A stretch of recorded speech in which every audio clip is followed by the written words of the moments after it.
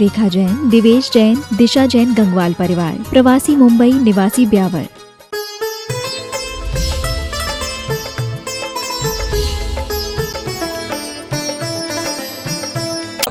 कब 50 लड़के यहाँ पर भानपुर के आ गए और वह वेदी बनना शुरू हो गई। जब तक भैया जी आए तब तक तो वह वेदी आधी तैयार करके खड़ी। मैंने बोला भैया जी भी आ रहे, आप लोग कर क्या रहे हो? ये तो इस प्रकार से कहते तो नहीं, करना शुरू कर देंगे। क्योंकि हम विद्यालय में जिसमें पढ़ते थे वहाँ पर भी ऐसा ही एक बार नज़ारा देखने को मिला कि प्रिंसिपल साहब थोड़ा सा नीचे झुके ही थे काम के लिए, सारे बच्चों ने झाड़ू हाथ में ले ली और तुरंत झाड़ू निकालना शुरू कर दिया। इसलिए कहने से नहीं, करने से। क्यों? सही बोल रहे ना गज कुमार जी? यहीं पे उपाध्यक्ष, सचिव, सेक्रेटरी, मंत्री सभी आ गए थे। हमने बोला सब आ जाओ तुरंत। और ये भी कार सेवा होती है अपने यहाँ। इसको थोड़ा सा अभी इतना महत्व नहीं, पहले तो बहुत। सिक्कों के यहाँ गुरुद्वारा में कुछ भी नहीं, महिलाएं अपनी चुनरी से पूरे गुरुद्वारा को साफ कर देती है और कचरा बाहर कर देती है, झाड़ू वगैरह स्वयं लगाते हैं। ऐसे ही टाका स्वामी, अभी हम लोग अभी वहां थे एलोरा में, प्रतिदिन अफसर ग्रेड के लोग भी जो आईएएस अफसर हैं, आईपीएस हैं, वो भी झाड़ू अपने उस पे बाइक पे या गाड़ी के अंदर लेके आएंगे और मंदिर में अपने हाथ से झाड़ू लगाकर मंदिर को साफ करेंगे। ये प्रथा थी भारत की। लेकिन आप लोग नोटों के भरोसे हो गए, बस नोटर। अरे चिड़िया भी होती है, वो अपना घोंसला बनाती है नहीं बनाती? तो फिर रोटी, कपड़ा और मकान, ये तीन चीज गुरुदेव हमेशा अपने मुख से बोले कि जैसे रोटी आप बाजार से लाकर खाना पसंद नहीं करते, इसी प्रकार कपड़ा आप बाजार का क्यों पहनना पसंद करते हो? इसी प्रकार आप मकान दूसरे से बनाना क्यों पसंद करते हो? कहाँ से ये आया? इंजीनियर कहाँ से ये घुसे? सब पैसे वालों के इसमें हो गए। खेत में आज भी किसान होते हैं, 4 ईंट 5 ईंट खड़ी किया, अपना बना लिया, 2 छपरा डाल लिया, रह गया, छाया हो गई। बोलो, ये भारतीय परंपरा, भारतीय संस्कृति, उसको जैसी जैसी आवश्यकता थी। तो मैं अपनी बात को वापस अपने पॉइंट पे लाता हूँ कि आज अपनी बात है जन्म कल्याण की। और प्रातःकाल की बेला में मैंने कहा था कि आप अपने जन्म दिवस को या बर्थडे को व्यर्थडे मत करो। आज बर्थडे मना कर व्यर्थ डे कर रहे हैं। वैसे तो वो सालगिरह है, यानी आपकी आयु में से 1 साल और कम हो गया, उस पर आप जश्न मना रहे हो। दूसरी बात, हमारे गुरुदेव हमेशा कहते थे कि इस पंचम काल में चाहे हम लोग हो चाहे कोई भी, यहाँ तक गुरुदेव भी खुद बोलते कि मिथ्यात्व के साथ में ही इस धरा पर जन्म होता है। जब मिथ्यात्व के साथ में आए तो फिर जन्म दिवस किसका मना रहे हो? लेकिन मेरे ऐसे कहने से शायद इस सभा में कोई भी नहीं मानेगा। अभी 1 साल का यदि किसी का नाती होगा तो वो पहला हमारा जी प्रथम यह साल है और उसका जश्न तो हमको मनाना है। बिटिया का बेटा है या पोता है, बोलो मनाते हो नहीं मनाते? मनाए तो कैसे मनाए ये बात, क्योंकि ना करने से आप मानने वाले हैं नहीं, तो हम भी जबरदस्ती नहीं भैया चलो मनाना तो है, इनको तो मनाना है। तो आप शास्त्र आधारित आप पद्धति के आधार पर बनाएं। सबसे पहला है कि आप केक न काटे लड्डू बांटे। केक न काटे लड्डू मोदक बांटे। केक काटने की संस्कृति भारतीय संस्कृति नहीं। अरे हमारे यहाँ तो काटना शब्द ही नहीं बोला जाता। माताएं बहनें बैठी भी है, वो बोलते हैं सब्जी भी कि सब्जी सुधार ली क्या, बना ली क्या? बोलो, शब्दों का भी एक बहुत बड़ा इतिहास है और उनका भी अपने जीवन पर प्रभाव पड़ता है। इसलिए आप शब्द भी सोच समझकर बोले। कभी भी केक को, हमारे यहाँ भारतीय परंपरा नहीं रही और वह भी एक मांसाहारी केक आप बाजार से लाते हैं, या घर में भी बनाते हैं तो उसको चाकू से वह बनाना अलग बात। वहां पर तो आप लड्डू बांधे, मन मुदित हो जाए। आज देखो भगवान के जन्म कल्याण के अवसर पर पूरे गांव में जो मिठाई बांटी, पूरा गांव का मुंह मीठा हो गया और हर व्यक्ति के मन में यही भाव आया कि देखो प्रभु का जन्म हुआ है तो आज मुझे भी कुछ मिठाई मिल गई है, मन मुदित हो जाए। इस प्रकार का कार्य करें। दूसरी बात है कि मोमबत्ती को क्या करें, बुझाएं। अभी थोड़ी देर बाद में नियम दिलाऊंगा तो एक दो का हाथ ऊंचा हो जाएगा। अभी तो गर्दन हिला रहे हो। हाँ, बोले नहीं महाराज जलाएं, हमारे यहाँ मोमबत्ती की प्रथा ही नहीं। समझ में आया? हाँ, ये कैंडल सैंडल ये सब बाहर के हैं, अपने नहीं है। तो वह मोमबत्ती आपको बुझाना नहीं है, दीपक जलाना है, क्योंकि भारतीय संस्कृति तमसोर माँ ज्योतिर्गमय की संस्कृति है। यहाँ पर अंधकार से उजाले की ओर जाया जाता है। उजाले से अंधकार की ओर क्यों ला रहे हो? आप लोग मोमबत्ती बुझाकर उसके जीवन में क्यों अंधकार करना चाहते हो? उस बच्चे का जीवन क्यों अंधकार में बनाना चाहते हो? आप तो यही दर्शा रहे हो कि वह मोमबत्ती बुझा। ऐसा कभी नहीं करना है। और तीसरी बात है कि उस बालक को गौशाला लेकर जाए और गौशाला में कुछ न कुछ उसके हाथ से दान करवाएं। शास्त्रों में ऐसा उल्लेखित है कि उस दिन यदि दान करता है तो उसके अपमृत्यु टलती है। और हमने देखा कई लोग जो इस प्रकार से चाहे एक्सीडेंट हो या और अन्य कोई उनको बहुत घातक बीमारी हो, उनसे यदि गोदान करवा दिया, गाय के लिए यदि मान लीजिए भूसा डलवा दिया या गाय के लिए जो भी गौशाला में धन भिजवा दिया तो वह जल्दी से जल्दी ठीक हो गया, क्योंकि यह प्रभाव होता है गौशाला में दान देना। आज यहाँ पर बैठे हुए हैं अमरावती जो के पास आपके भाटकुली पास में ही है ना, भाटकुली में परम पूज्य सागर जी महाराज जी के आशीर्वाद से और सानिध्य में वहां पर शिलान्यास हुआ था। अभी कुछ दिन पहले ही जब गए थे यहाँ से गुरुदेव के पास में, तभी शिलान्यास हुआ और वह गौशाला के लिए वहां पर जमीन भी खरीद ली है। जो अमरावती के पास जो गौशाला चलती है वह अभी वन विभाग की जमीन पर है। उस जमीन को वहां से छोड़ने का आदेश आ चुका है। यदि वो इतनी सारी गायें कहाँ जाएगी?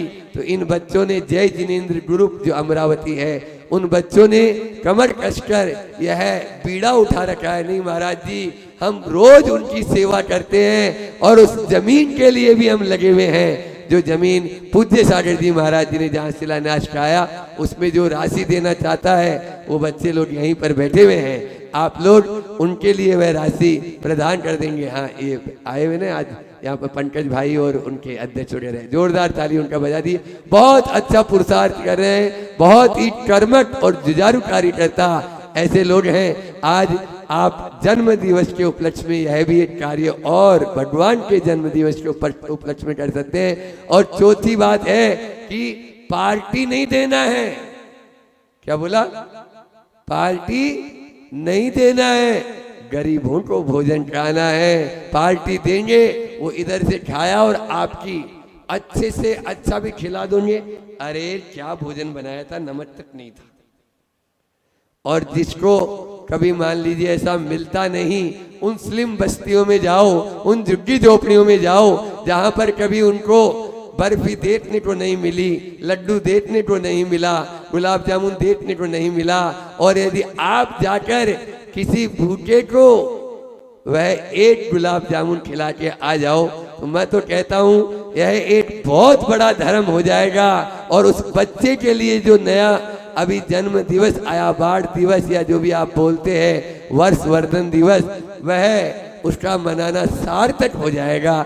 इस प्रकार से जन्म दिवस को आप सार्थक कर सकते हैं। आदि पुराण में बताया गया कि मंदिर में जाएं, उस दिन कितने भी साल का हो बच्चा, उस मंदिर में एक चोट पूर दें और एक चोटी पर उसको बैठाएं, एक वस्त्र बिछाकर, और हम तो पाठशाला जहाँ पर चलाते हैं, और पाठशाला में जिन बालकों का जन्म आता है इस प्रकार से, तो सब बच्चों के बीच में इसी प्रकार से मनाते हैं कि वह उस पर एक कपड़ा बिछा दिया स्वस्तिक बनाकर, और उस कपड़े पर पहले उसको बैठाकर मंदिर से जो गंधोदक लाए वो श्री जी का गंधोदक लगाओ, उसको मुकुट पहना दो, ताज पहना दो, माला पहना दो, सब बड़े उसको आशीर्वाद दें। और जो पूजा के बाद में जो चावल शेषाक्षत बोलते हैं, उन शेषाक्षत को उसके ऊपर क्षेपण करें।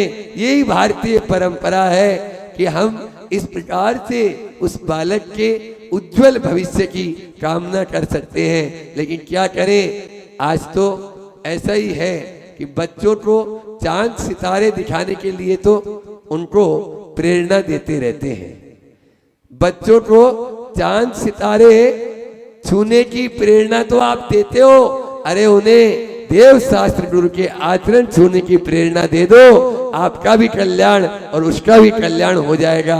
बस उसको यही आचरण जब तक नहीं छुएगा तब तक वह आगे नहीं बढ़ सकता है। जब तक वह आगे बढ़ाना है तो उसको आपको बाहर की, मैं तो जब भी कोई बालक को, छोटे बालक को लेकर आते हैं तो 3 मकार, मध्य, मास और मधु, इनका त्याग माता पिता 8 साल तक जिम्मेदारी है। मध्य, मास और मधु, ये 3 मकार कहलाते हैं। इनको कभी भी नहीं भक्षण करना है।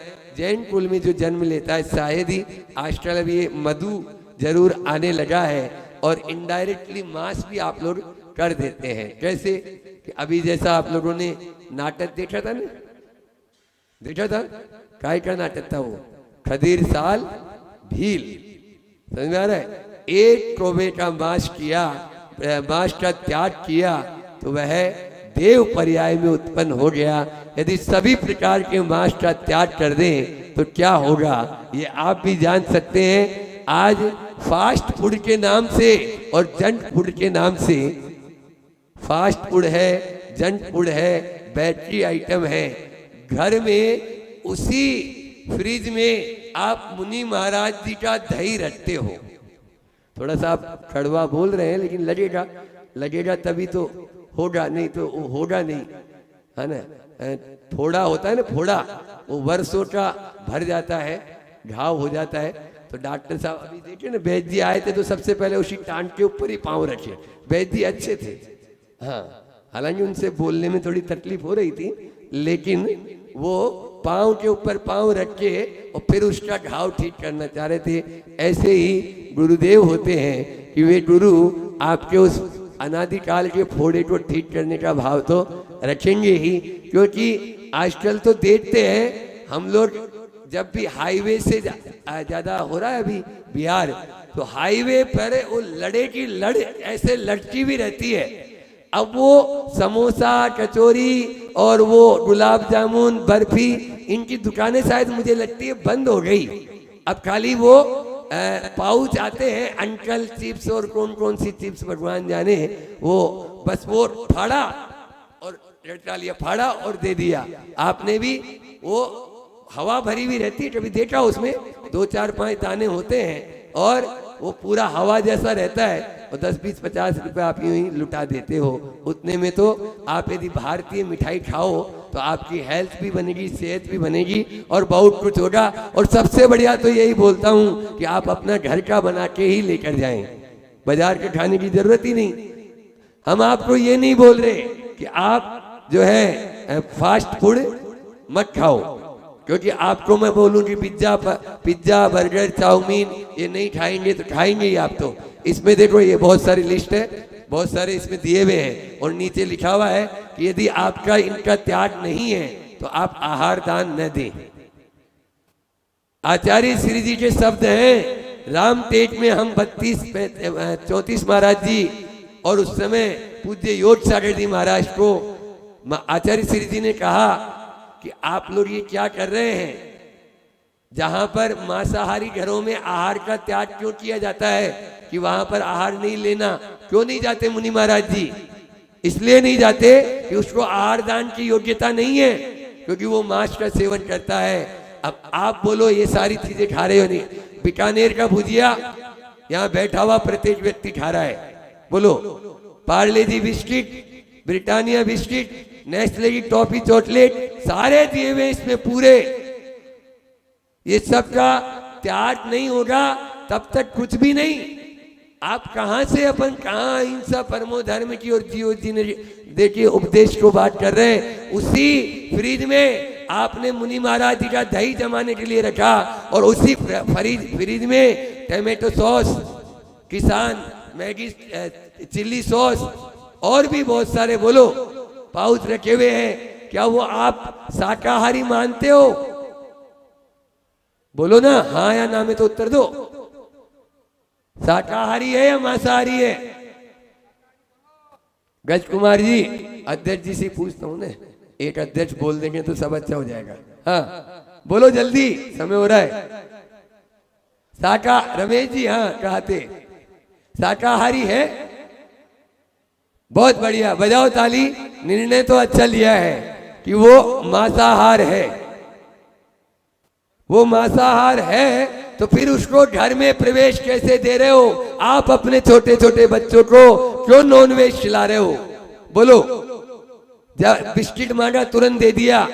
रोज प्रतिदिन आज आपको ये संकल्प लेना होगा कि न हम फास्ट फूड खाएंगे और न खिलाएंगे। बोलो, घर में बना के आप चॉकलेट खा सकते हो, घर में बना के आप पिज्जा खा सकते हो, घर में बना के आप बर्गर क्या आता है वो खा सकते हो, चाउमीन खा सकते हो। लेकिन बाजार की कोई भी चीज को जो बनी बनाई है उसको हम नहीं न तो खरीदेंगे और न खाएंगे। कौन कौन संकल्प ले रहा है? हाथ ऊंचा करो। बस ये बीच में माताओं सबके हाथ ऊंचे होना चाहिए, नहीं तो फिर प्रवचन केवल सुनने मात्र से कुछ नहीं होना। इधर देखो मानव, हाँ पुरुष वर्ग में भी दोनों हाथ ऊंचे कर लो। जिसको मांस खाने की इच्छा है वो हाथ नीचे रखो और जिसको नहीं खाने की इच्छा है वो ऊपर करो। हाँ बहुत बढ़िया, देख लो भैया कैमरे वाला घुमा के उधर। हाँ बोलो, हे गुरुदेव, जन्म कल्याण के इस पावन अवसर पर पंच कल्याण की वेदी में, अरे हाथ नीचे नहीं करो और अंटी नहीं बांधना है। और ये भी नहीं कि आज एक दिन का त्याग है, कम से कम 1 साल। हाँ आज का अभी 1 साल का तो कर ले, जीवन पर्यंत करें तो बहुत अच्छी बात है। हम इस पंच कल्याण की वेदी में ये संकल्प लेते हैं कि फास्ट फूड, जंक फूड और बेकरी आइटम न खाएंगे और न खिलाएंगे। घर में शुद्ध बनाएंगे और घर में शुद्ध खाएंगे और खिलाएंगे। मना नहीं है, आइसक्रीम भी खाओ और खिलाओ। हम तो अपनी दुकान चला रहे हैं, आपसे सीधी सीधी बात बताएं। शुद्ध भोजन हम आप लोग करोगे तो हमको भी खिला दोगे, नहीं तो बाजार का थोड़ी खाएंगे हम। समझ में आ रहा है? हाँ, तो इसलिए ये फास्ट फूड का त्याग आपका होना ही चाहिए। हमसे कोई दुखी न हो, बस यही सेवा है। आचार्य श्री जी का हाइकू है, हमसे कोई दुखी न हो, बस यही सेवा है। इसी सेवा के साथ में कि हमसे कोई दुखी नहीं होना चाहिए, प्राणी मात्र का कल्याण हो। और जिसमें सीधे सीधे सुअर का मांस मिला है, मैगी के अंदर तो ये क्लियर हो चुका है। आप चाहो तो मेरे पास में पूरी फाइल है। अभी कल परसों कन्नड़ से एक अमोल भाई आए थे, मैंने उनको पूरी फाइल पढ़ाई, रोंगटे खड़े हो गए। सब चीज का दिया हुआ है। ई नंबर का फंडा याद रख लेना, ये ई नंबर का फंडा उसमें दिया हुआ है और वो आप पढ़ लेना, आपके मोबाइल पे भी आ जाएगा। दिनेश जी गंगवाल, उनके द्वारा ये सारे कार्य, उसमें 500 पुस्तकें हैं गुरुदेव के द्वारा। जो सब अच्छा लगा हमने उसमें डाल दिया। ऐसे 500 पुस्तक में एक पुस्तक का नाम है फास्ट फूड नहीं, फास्ट फूड। इस पर भी हम बोलेंगे अभी आहार दान के दिन। फास्ट फूड नहीं, फास्ट फूड। फास्ट यानी जो पहले होता था, जो तीर्थंकरों का आहार होता है, जो हम सबके पूर्वजों ने आहार किया है, वो हमारा आहार हमें आगे पहुंचाएगा और जीवों की उस हिंसा से बचा पाएगा। हम सब अहिंसक बने, इसी बहुत बड़ी परम पुनीत भावना के साथ में बोली अहिंसा परमो धर्म की जय। मरण उपरांत तक वो संस्कार बने रहते हैं, इसलिए संस्कारों के कार्य एवं उद्देश्य एवं गुण को हमें बहुत गहराई से समझना चाहिए, बहुत अंदर से समझना चाहिए। विचारों की शुद्धि और चित्त की शुद्धि में नितांत आवश्यक है वो संस्कार। संस्कार का सबसे अधिक महत्व चित्त की शुद्धि में ही है। मन की मलिनता से जब तक हम हटेंगे नहीं तब तक इंद्रियों को हम जीतेंगे नहीं। इसलिए उन संस्कारों का निरंतर हमें ध्यान रखना पड़ेगा। अगर हम चाहते हैं उच्च आदर्श और ध्येय अगर हमारा अच्छा है तो बुरी आदतों को और ध्यान नहीं जाएगा, तभी कहीं जाकर वो आने वाली गर्भवती संस्कारित संतान होगी। आत्मनिरीक्षण प्रतिपल नहीं होगा, प्रतिपल करना आवश्यक है। उसके द्वारा जो दोष हमारे हैं वो हमारे दोषों को हमें निवारण करते हुए देखना चाहिए कि हमारे अंदर कौन कौन से दोष पल रहे हैं, कौन कौन सी हमारी कमी होती जा रही है, उन कमियों को पूर्ति करना है। संस्कृति का अर्थ मांझना भी होता है, इसी प्रकार संस्कार का अर्थ भी मांझना होता है। हम अपने आप को मांझते चले जाएं, परिमार्जन करते चले जाएं, जिन कार्यों के प्रवृत्तियों के माध्यम से हमारा वो उत्कर्ष हृदय कि अगर शुद्धि भी बिगड़ रही है, दूर हो रही है, तो हमें ध्यान रखना चाहिए।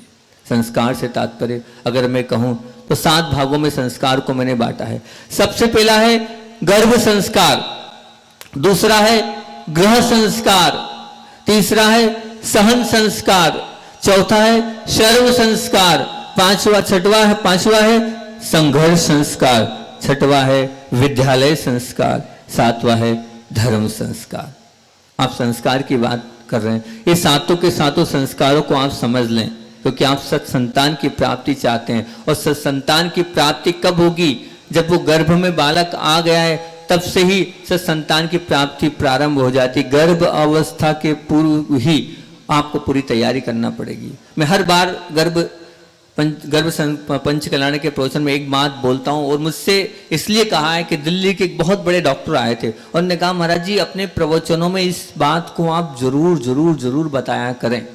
ये बात इसलिए बताना जरूरी है कि आप नहीं बताएंगे तो पता कैसे चलेगा। नए नए लोग रहते हैं, आपको पता है जिस दिन आपके गर्भ में संतान आ जाती है उसी दिन से आपको ब्रह्मचर्य व्रत रख लेना चाहिए।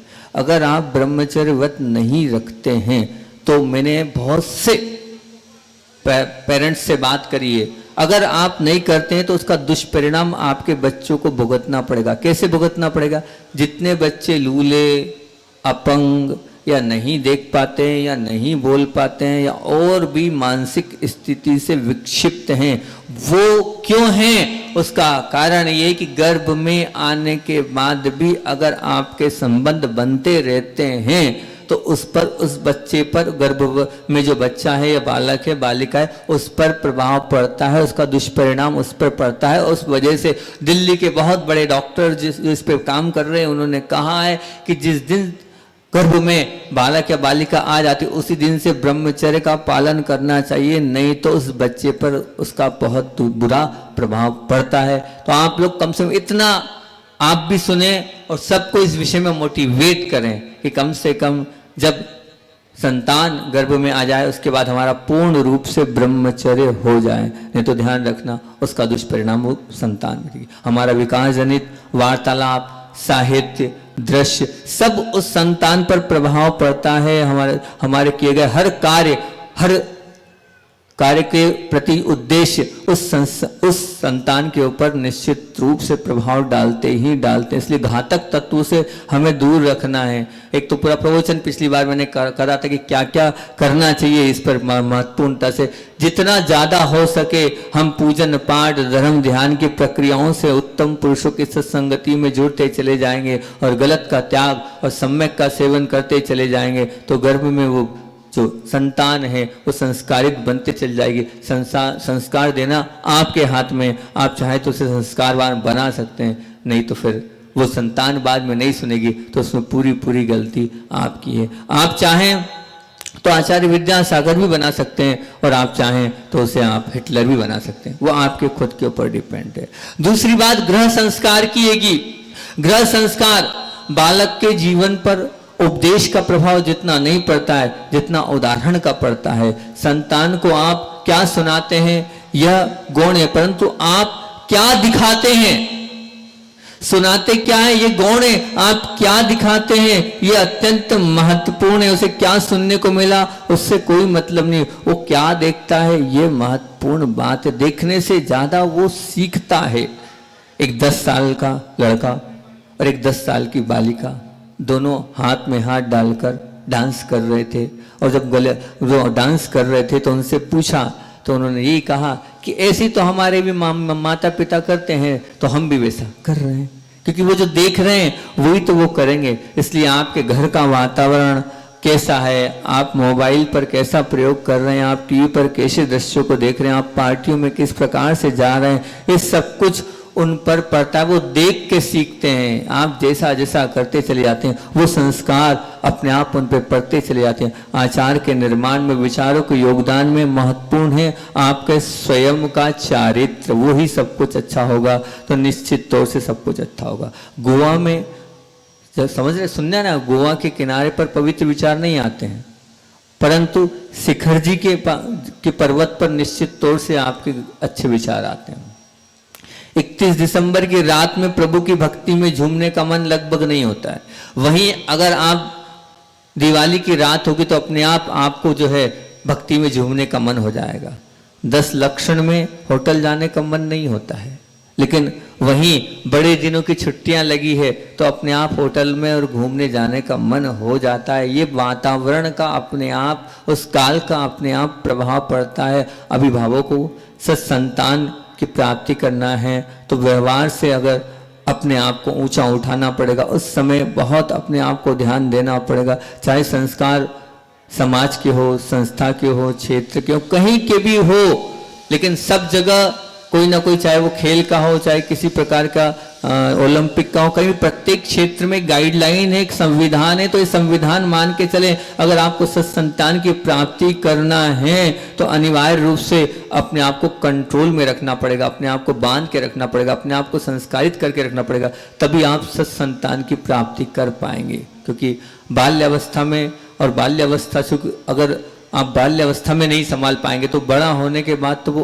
और भी नहीं संभल पाएगा। ध्यान रखना, बच्चों के हाथ में पूजन सामग्री थमा देना बहुत आसान है, उन हाथों में पर मोबाइल से दूर रख पाना अत्यंत कठिन है। पर आज बच्चा रोता है तो सबसे पहले बच्चे को क्या दिया जाता है? मोबाइल। सबसे पहले आप मोबाइल देते हो चुप करने के लिए। मैं सबसे कहता हूँ भैया ये मत करो, बाकी सब करो, आप चुप कराने के लिए मोबाइल देते हो। बालक को मतलब आप प्रभु मंदिर ले जाने की कोई तकलीफ नहीं होती है, परंतु क्या बच्चा टीवी के सामने ना बैठ पाए, इसको समझाने के लिए बड़ी मेहनत करनी पड़ती है। बालक को मुनिराज के पास ले जाने में कोई तकलीफ नहीं होती, परंतु उसे गलत दोस्तों की संगति से दूर रखने में विशेष विशेष विशेष मेहनत करनी पड़ती है। बालक केवल वैसे ही बालक नहीं है, वृत्ति से तो वो परिपक्व है ही और हो ही जाता है। कई जन्मों से वो गलत अभ्यास में आया है और उससे अनुराग में रहा है, संस्कारों को विरासत में लेके आया है, और फिर उसके बाद फिर होता यही है, जैसे भले ही वो फ्रीज में रख दिया केरोसिन है, लेकिन वो क्या होगा, एक चिंगारी मिलते ही जैसे भड़क उठता है, ऐसे ही अनेक गलत निमित्त मिलते ही गलत संस्कार अपने आप सक्रिय हो जाते हैं और वो हाहाकार मचा देते हैं। इसलिए सबसे जरूरी है, बालक पत्थर भी है, बालक कोरा कागज भी है, बालक मिट्टी भी है, बालक घोड़ा भी है। बालक पत्थर ऐसे माता पिता के हाथ में उस पत्थर को प्रतिमा बनाना है, उस पत्थर को कितना सुंदर बनाना है वो आपके हाथ में है। बालक कोरा कागज है, उस कोरे कागज पर जैसी चित्रकारी करना है आप कर सकते हैं। और बालक मिट्टी है, आप जितना सुंदर रूप उस मिट्टी का दे सकते हैं आप दे सकते हैं, आपके हाथ में। लेकिन देना पड़ेगा कब? जब आप खुद संयमित होंगे, जब आप खुद संकल्पित होंगे, जब आप खुद संस्कारवान होंगे, तभी दे पाएंगे, नहीं तो नहीं दे पाएंगे। माता पिता को जितना, माता पिता की जितनी जागरूकता है, साथ साथ में उतनी ही जागरूकता और जो साथ में रहने वाले लोग हैं उनकी भी होनी चाहिए। जो साथ में दादा दादी और भी जो अन्य लोग बड़े हैं घर के, उनको भी इतनी ही जागरूक होना चाहिए, तब कहीं जाकर वो बच्चा संस्कारित संस्कारवान बनने वाला है। तो एक बात हमेशा बोलता हूँ, केवल चर्म और शरीर देने से काम नहीं चलता है, क्योंकि शरीर तो कुत्ता कुत्ती के माध्यम से, घोड़ा घोड़े के माध्यम से, चिड़ा चिड़ी के माध्यम से भी हो जाता है, लेकिन सत्संतान की प्राप्ति, सत्संस्कार की प्राप्ति के लिए आपको संकल्पवान बनना पड़ेगा, तभी सत्संतान की वो प्राप्ति आपके जीवन में हो पाएगी, नहीं तो नहीं हो पाएगी। सत्संतान की प्राप्ति के लिए एक बार हमने 45 बिंदु बताए थे पूरे, कि बच्चों के ऊपर कैसे संस्कार देना है आपको, तो उसके एक दो नहीं, पूरे 45 बिंदुओं के माध्यम से हमने वो पूरी बात नैनागिरी में रखी थी। अगर अनुकूलता बनी, वो 45 बात आपको बता दूंगा एक एक करके। इन 45 बातों का आप ध्यान रखें, जिसके माध्यम से आप सत्संतान की प्राप्ति कर सकते हैं। संस्कार 7 प्रकार के आपको बताएं, 7 में से तो अभी 2 ही हो पाए, देखते हैं कल का दिन भी है कौन कौन से 7 संतान बताएं, थोड़ा रिपीट करेंगे आप, याद हुआ हो तो। पहला है गर्भ संस्कार, दूसरा कौन सा है, ग्रह संस्कार, तीसरा है सहन संस्कार, चौथा है शर्म संस्कार, और फिर 5वां है संघर्ष संस्कार, 6वां है विद्यालय संस्कार, और 7वां है धर्म संस्कार। उसमें से अपनी दूसरी पर ही चर्चा चल रही है। आगे की बात, क्योंकि समय अपना हो गया, आगे की बात देखेंगे। आपका पुण्य रहा तो कल भी 2 दिन तो अभी गर्भ संस्कार के हैं ही, उसमें हम आपसे बात करेंगे। आचार्य भगवान का संस्मरण सुनाकर अपनी बात को विराम देता हूं कि भगवान की भक्ति, पूजा, भाव परिणामों में निर्मलता एवं शुभ क्रियाओं की उत्सुकता, ये आश्चर्यजनक परिवर्तन आता ही है। क्यों आता है? क्योंकि कहते हैं भावना भवनाशिनी है। भावना भवनाशिनी है, तो निश्चित तौर से जब भगवान की भक्ति करते हैं तो भावों में निर्मलता आती ही आती, पवित्रता आती है, जहां जाएंगे वैसा अपने आप मिल जाता है। तो बात यह है, सद लगा में जब विद्याधर छोटे थे तो विद्याधर की माँ से वहाँ के लोगों ने पूछा, क्या उन्होंने कहा आप एक बात बताइए कि आप कितनी सारी संतानें हैं, लेकिन उसके बावजूद भी ये विद्याधर इतना सुंदर क्यों है, ये विद्याधर इतना सुंदर क्यों है, इसका क्या कारण है? तब माँ बोलती है, क्या बोलती है माँ श्रीमंती बोलती है, बोले ऐसा है। उन्होंने जवाब दिया कि जब ये गर्भ में था तब मैं जो है श्रवण बेलगोला में बाहुबली भगवान के दर्शन करने की तीव्र इच्छा हुई थी, और तीव्र इच्छा होने से वहां पर दर्शन के लिए, पूजन के लिए, भक्ति के लिए गई थी। और निश्चित बात है, जहां आप जाओगे वैसे ही तो बनते चले आओगे। जैसे बाहुबली भगवान क्या थे, कामदेव भी थे और क्या थे, शूरवीर भी थे, और उन्होंने पिता और भाई से पहले अपना कल्याण कर लिया। वही संस्कार आचार्य श्री के अंदर आए। वो सुंदर भी थे और साथ साथ में और शूरवीर भी थे। जैसे बाहुबली जी ने अपना कल्याण किया पिता और भाई से पहले, ऐसे ही विद्याधर ने भी अपना कल्याण किया, किससे? पिता के पहले और बड़े भाइयों के पहले। ये संस्कार थे काय के? बाहुबली भगवान के उस साक्षात प्रतिमा के दर्शन करने का प्रभाव था। तो आप अगर ऐसे समय में दर्शन करने जाते हैं तो जहां जाएंगे वैसे ही आपकी उससे संतान बनेगी, आपकी उससे संतान बने। इसी भावना से बोलिए आचार्य विद्यासागर जी महामुनि राज की। चाहते हो अपनी संतान को संस्कारित करना, तो ये आपको कटिबद्ध होना पड़ेगा, क्योंकि वो जैसा देखते हैं वैसा ही वो बनते चले जाते हैं। निश्चित मान के चलना। आचार्य श्री जी ने एक और बात बोली कि हमेशा ध्यान रखना, अपनी भाषा अपने बच्चों के सामने बहुत अच्छी होनी चाहिए। गुरुदेव, हम छोटे, कितने छोटे, लेकिन पता है दुर्लभ जी, क्या बोलते थे? दुर्लभ जी। ये हो सकता, जी लगाकर बात करते थे। आचार्य श्री जी का कहना है कि हमें बच्चों से जी लगाकर ही बात करनी चाहिए, आप लगाकर ही बात करनी चाहिए, तब कहीं जाके उनमें संस्कार पड़ेंगे। क्या आप अपने बच्चों से आप लगाकर बात करते हैं? करते हैं तो बहुत अच्छी बात है। क्या जी लगाकर बात करते हैं? अगर करते हैं तो बहुत अच्छी बात है, नहीं तो आपको ये बात पे कटिबद्ध होना चाहिए। और आचार्य श्री जी बोलते हैं कि व्यवहारिकता में ये बात तो हो गई, लेकिन एक चीज का और आज कटिबद्ध हो जाओ, खूब गाली दो, गाली देने का मना नहीं है, लेकिन बच्चों से और बच्चों के सामने अपशब्द का प्रयोग मत करना, गाली का प्रयोग मत करना। आज आप उनसे गाली में बात कर रहे हो, ये मेरी बात लिख के रख लेना, गुरुदेव ने कहा है बुढ़ापे में वो आप तो गाली दे रहे हो, वो आपको हाथ से बात करेंगे, पैर से बात करेंगे, लाठी से बात करेंगे। इसलिए बच्चों के सामने अपशब्द नहीं, बच्चों के सामने गाली नहीं है, कटिबद्ध हो जाओ। हम बच्चों के सामने न बच्चों को देंगे और न किसी और को देंगे। गाली का प्रयोग बच्चों के सामने नहीं करेंगे, नहीं तो ध्यान रखना वो गलत राह पर चलेंगे, उसमें पूरी जिम्मेदारी आपकी है। आप उन्हें गलत रास्ते पर ले जाने वाले हैं। आप भगवान हैं उनके, वो वेदी पर बैठे भगवान नहीं है, क्योंकि वो बोलते नहीं है, वो सिखाते नहीं है, वो मार्गदर्शन नहीं देते हैं, लेकिन आपके साथ रह रहे हैं तो आप उनके भगवान हैं, आपसे सीखते हैं, आपसे ही वो सब कुछ आपको मानते हैं। तो कम से कम अपने बच्चों के सामने अपशब्द का प्रयोग नहीं, गाली का प्रयोग नहीं, किसी भी तरह से हो जी। और आप में बात हो तो वो आपकी संतान संस्कारित बनेगी। बिल्कुल, अगर वो भी अगर तू से बोल दे तो आप समझाने का प्रयास करो, बेटा तू नहीं बोलते हैं, आप बोलते हैं, जी लगाकर बात करते हैं, इसी प्रकार से बात करना चाहिए तो बहुत अच्छा रहेगा। अगली बात कि अपने बच्चों के बीच में बैठकर आप कम से कम इतने कटिबद्ध हो जाएं कि जो वासना से परिपूर्ण दृश्य है उन्हें नहीं देखना।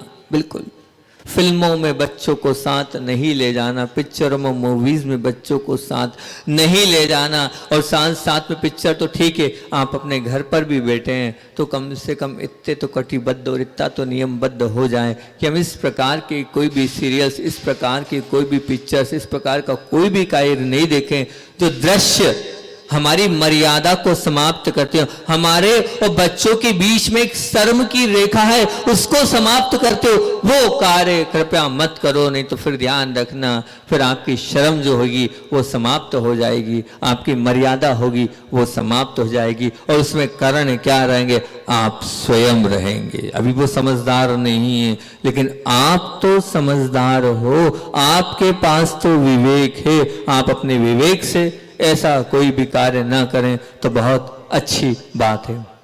अगली और बहुत महत्वपूर्ण बात है, इसको घर कर लेना बहुत जरूरी है। ये वाली बात आचार्य श्री जी इस विषय को लेकर बहुत बार उनके मुख से सुना है कि बच्चों को ऐसे कपड़े, फैशन की दौर में, फैशन की मांग में उनको ऐसे कपड़े मत पहनाना जिससे तन ढकता नहीं हो, तन दिखता हो। तन ढकता नहीं हो, तन दिखता हो, ऐसे वस्त्रों का प्रयोग कभी मत करना। नहीं तो ध्यान रखना, बीना 12 में एक छोटी सी बालिका आई थी, हमसे बहुत जुड़े थे, कटनी की विवाह हुआ, जबलपुर की थी, और वो छोटी सी बालिका को लेके आए। और जब वो बालिका को लेके आए तो मैंने उसके कपड़े देखे तो मैंने कहा क्या है, मौन था उस वक्त, लेकिन संकेत की भाषा में मैंने बोला क्या पहना रखा है ये, वो साधु परमेश्वरी के पास लाए हो आप?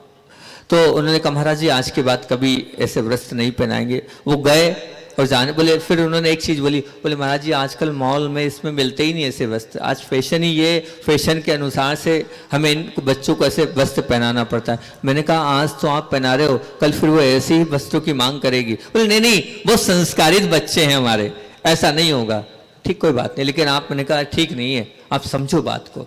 अब वो जब वहां पर संत भवन से जब वो धर्मशाला की ओर गए और फिर उसको कपड़े दूसरे पहनाए, तो जब दूसरे कपड़े पहनाए तो वो क्या बोलती है छोटी सी बालिका, महाराज बोलती है माँ ये कपड़े अलग करो, मुझे बहुत गर्मी लग रही है, खुला खुला चाहिए मुझे, ये नहीं पहनूंगी मैं। उसको जिद कर, नहीं बेटा महाराज जी मुझे नहीं पहनना ना, मुझे फ्री लग नहीं रहा है, मुझे फ्रीनेस नहीं लग रही है, मुझे गर्मी लग रही है, ये कपड़े मुझे पसंद नहीं आ रहे, अलग करो, ऐसे कपड़े नहीं पहनूंगी। मैंने देख लिया, अभी बड़े होने की बात कर रहे थे, अब वो अब तैयार नहीं हो रही है आपको कपड़े पहनने के लिए।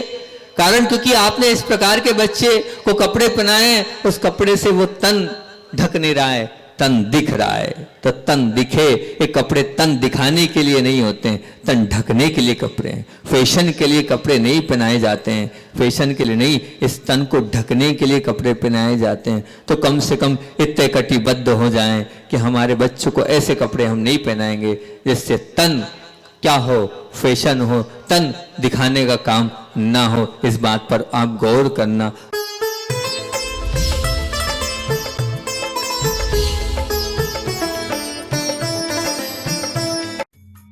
इस कार्यक्रम के पुण्यार्जक थे माता पिता श्रीमान रूपचंद जी जैन, श्रीमती कमला जैन, दिनेश जैन, रेखा जैन, दिवेश जैन, दिशा जैन गंगवाल परिवार, प्रवासी मुंबई, निवासी ब्यावर।